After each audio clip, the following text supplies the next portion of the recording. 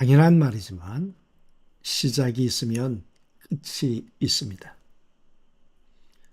계절의 여왕 5월이 이제 끝을 향해 가고 있습니다. 시작의 책이라고 하는 창세기를 묵상하기 시작했는데 49장, 50장 두 장을 우리가 묵상하면 창세기도 끝을 맞이하게 됩니다.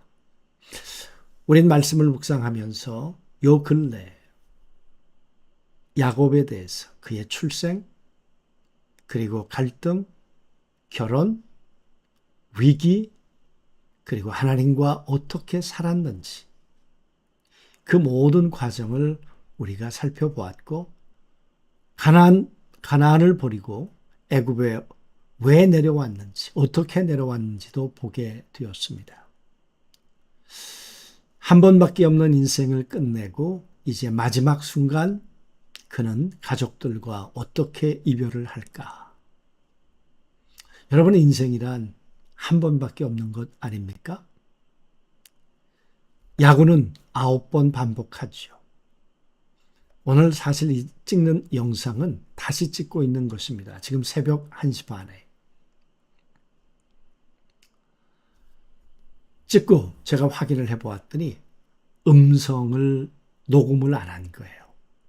여러분 이거는 다시 찍으면 되지만 한 번밖에 없는 인생은 지나가면 만회가 불가능한 것이죠. 험악한 세월을 살았던 야곱, 그의 인생의 마지막. 오늘 49장 1절부터 15절까지 말씀으로 묵상하겠는데요. 저는 이 말씀을 보면서 왜 넷째 유다인가?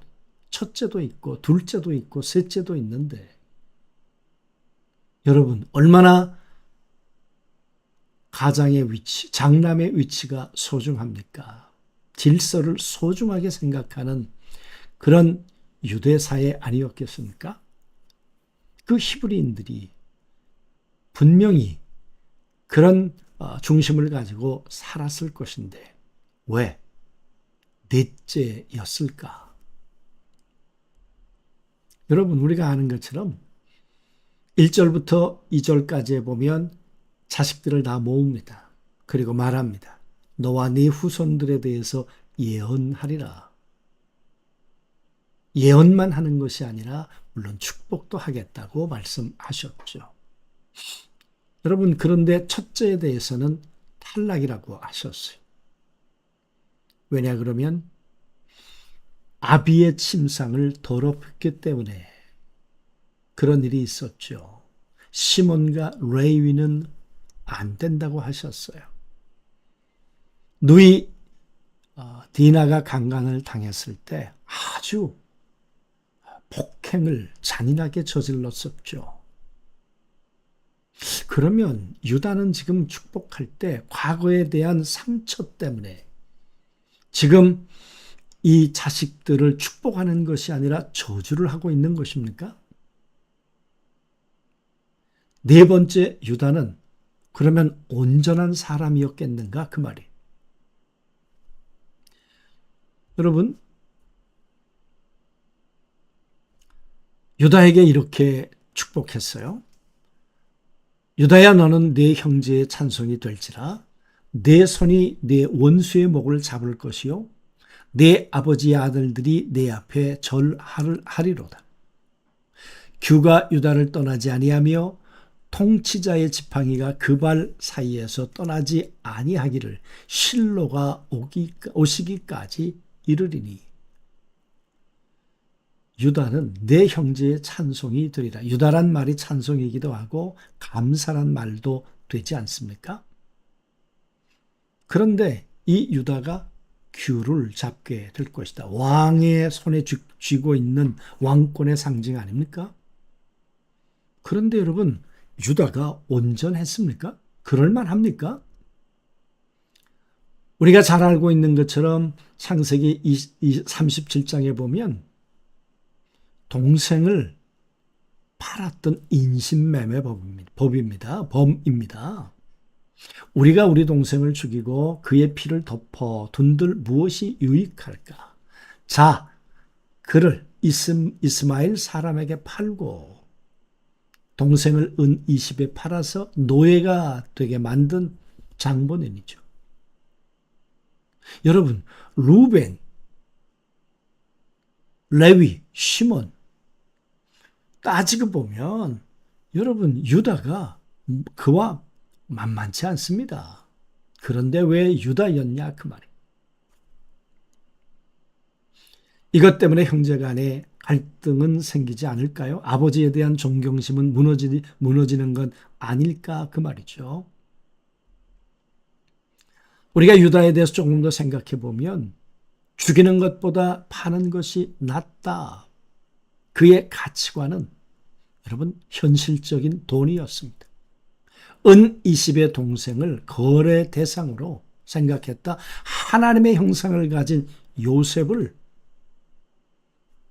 파는 것은 하나님의 형상을 파괴할 뿐만 아니라 하나님을 지금 살인하고 있는 거죠.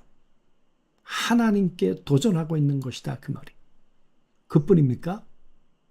채색옷에 짐승의 피를 묻혀가지고 와서 아버지에게 거짓을 말했던 입이 바로 유다였습니다. 이런 유다에게 왜 왕의 규가 그에게 떠나지 않을 것이라고 말하는가 그 말이에요. 여러분 동의가 되세요? 이런 사람이 정말 그런 가문을 축복을 받아 간다는 것에 대해서 설득이 되시는가 그 말이에요. 여러분 유다는 어떻게 그런 일이 가능했을까요? 22년이 지났습니다.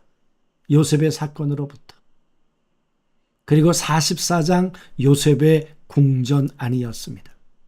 어떤 일이 벌어졌습니까? 주의 종으로 그 아이를 대신하여 머물러 주의 종이 되게 하소서.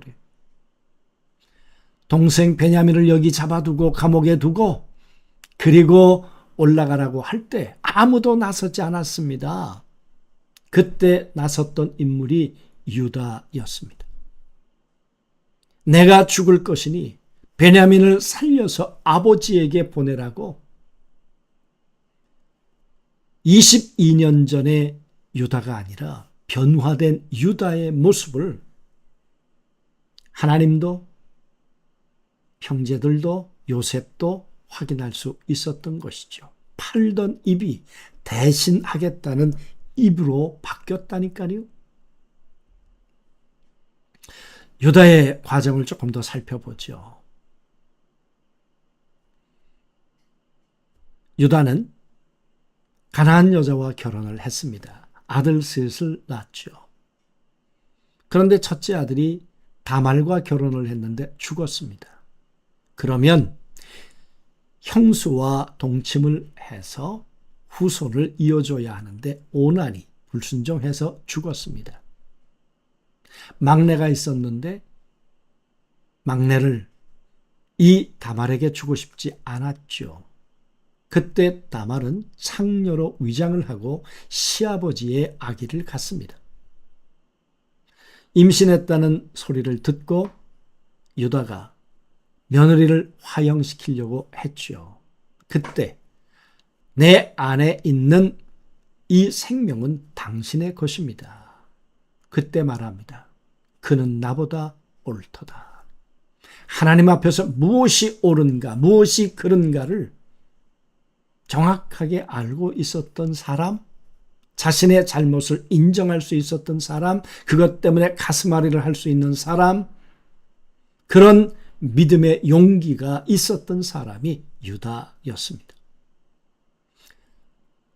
하나님도 야곱도 이 모습을 기억하고 계셨겠죠. 아버지의 눈물을 가슴에 담고 살았던 사람이 유다였죠. 베냐민을 붙들고 놓지 못하는 그 아버지의 눈물을 가슴에 품고 요셉의 궁정 앞에 서서 나를 대신 감옥에 가두고 베냐민을 보내달라고 그렇게 애원했던 사람이 유다였단 말이죠.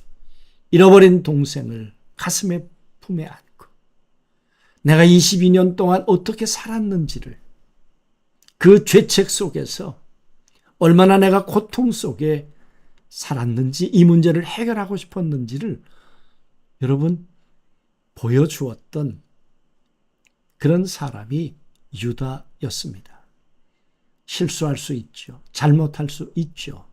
그러나 그것을 인정하고 돌이키려고 하는 그 마음이 있었던 유다. 하나님과 아버지 야곱은 유다의 이 모습을 기억하셨죠. 그래서 유다에게 그 축복을 하셨던 거죠. 그래서 말합니다. 실로가 오기까지, 그 말은 메시아가 오기까지. 유다의 대속은 동생을 대속하는 모습이었습니다. 이 모습 속에 우리 구주 예수 그리스도가 오셔서 인류를 위해 대신 죽으실 모습을 유다를 통해 우리에게 보여주셨던 거죠.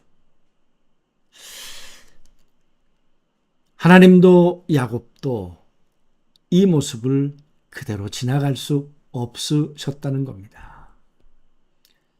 우리는 어떤 유다일까요? 37장의 유다일까요? 동생을 팔았던? 아니면 44장의 동생을 위해서 내가 죽을 수 있는 유다입니까? 그 말이죠.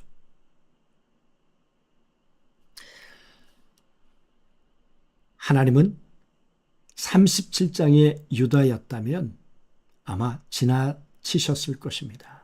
44장의 유다였기 때문에 하나님은 유다를 축복하셨겠죠. 여러분은 어떤 유다로 가정 안에서 사시겠습니까? 어떤 유다로 교회 안에서 사시겠습니까? 또 여러분이 살아가는 삶의 자리에서 여러분은 37년 전의 유다로 사시겠습니까? 아니면 44년 전의 유다로, 하나님과 야곱이 기억했던 유다로 사시겠는가? 그 말이. 기도하시겠습니다. 하나님도 기억하셨고 아버지도 기억하셨고 그 기억이 오늘 유다에게 축복이 되는 모습을 보았습니다. 그 축복이 이루어져 다윗이 되고 다윗을 통해 예수 그리스도가 이 땅에 오는 유다의 가문을 하나님께서 붙들어 주셨습니다. 아버지, 오늘 나는 가정, 직장, 내가 살아가는 삶의 자리에서 어떤 유다로 살 것인지 오늘 하나님 주시는 마음을 결단으로 살아가도록 도와주옵소서. 예수님의 이름으로 기도하옵나이다. 아멘.